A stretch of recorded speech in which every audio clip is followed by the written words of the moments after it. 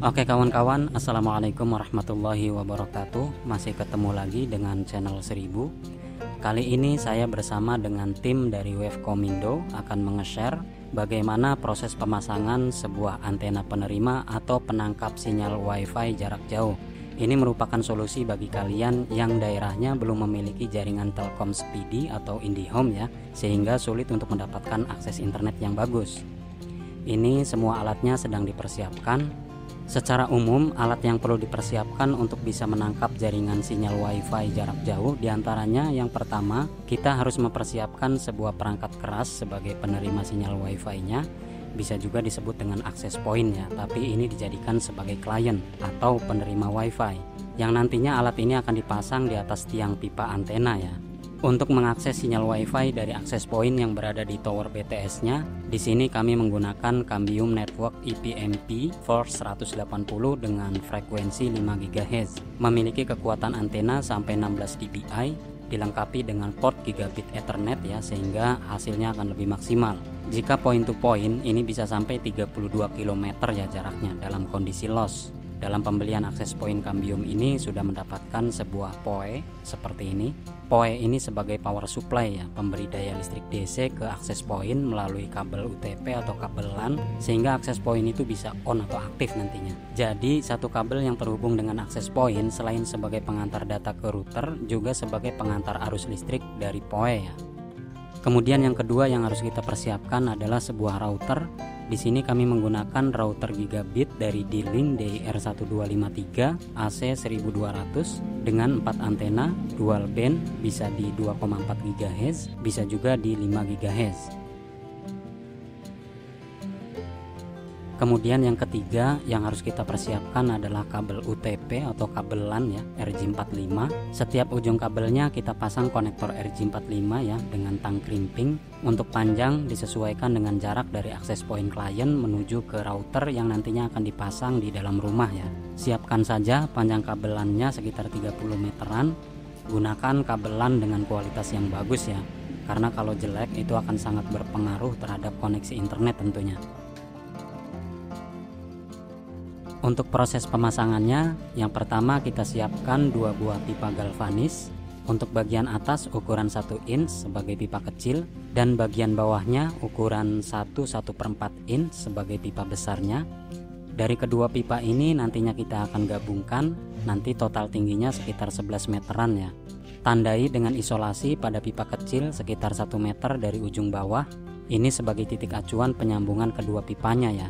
Kemudian kita satukan antara pipa besar dan pipa kecilnya agar proses pemasangannya nanti akan lebih mudah. Selanjutnya kita pasang akses point kliennya di bagian atas pipa antenanya seperti ini. Kalau punya penangkal petir tembaga ya dipasang saja seperti ini.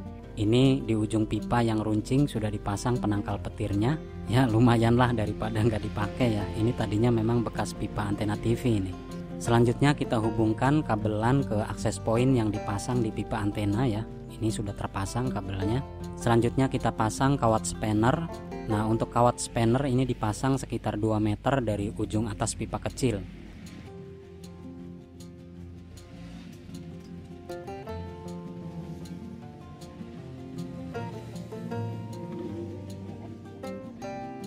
Di sini kami pasang 3 kawat spanner ya sebagai penyangga tiangnya.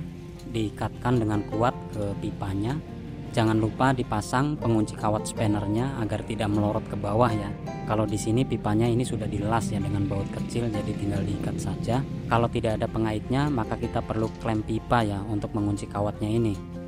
Selanjutnya kita langsung pasang saja klem pipanya seperti ini. Klem ini untuk mengunci antara tiang atas dan bawah ketika nanti sudah dijulurkan. Nah selanjutnya tinggal kita siap memasang pipa antenanya ya. Untuk mendirikan antenanya kita memerlukan minimal 4 orang ya. Kalau kurang dari 4 orang mungkin agak sulit ini, karena selain tiangnya cukup panjang, lokasi medannya juga ini memang sulit ya. Setelah pipa dijulurkan, dipanjangkan, kita kencangkan klem pipanya. Untuk menegakkan tiangnya harus ada 1 orang yang naik ke atas ya. Berdirikan tiang antenanya, setelah itu tinggal kita kaitkan kawat spannernya ke 3 penjuru.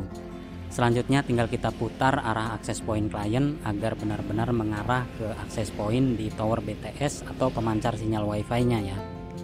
Kalau tadinya akses point klien ini sudah disetting, tinggal kita hubungkan saja kabel LAN dari akses point ini ke PoE seperti ini. Lalu kita hubungkan juga kabel LAN yang warna kuning ini dari PoE menuju ke router. Nah, langkah yang terakhir adalah proses pointing ya kawan-kawan. Untuk proses pointing pada kondisi tertentu memang tidak mudah ya kawan-kawan. Kadang sampai lembur begini nih. Pointing ini bertujuan agar benar-benar pas ya koneksinya antara antena pemancar sinyal Wi-Fi yang ada di tower BTS dengan antena penerima di akses point klien, sehingga dengan begini diupayakan sinyal itu benar-benar maksimal. Setelah selesai tinggal kita rapihkan, maka sekarang smartphone tinggal dikoneksikan saja ke jaringan Wi-Fi yang dipancarkan oleh antena router ini. Nah, bagi kalian yang berminat memasang antena Wi-Fi di rumah kalian, khususnya di wilayah Kabupaten Subang dan sekitarnya, silakan buka saja deskripsi video ini. Nanti saya akan cantumkan kontak personnya. Wavcomindo memberikan layanan jaringan internet up to 10 Mbps dengan 200.000 per bulan dan 5 Mbps 150.000 per bulan dengan gratis pemakaian 1 bulan pertama. Oke, terima kasih sudah menonton video ini. Semoga ini bermanfaat untuk kalian. Jangan lupa like, share, and subscribe. Wassalamualaikum warahmatullahi wabarakatuh.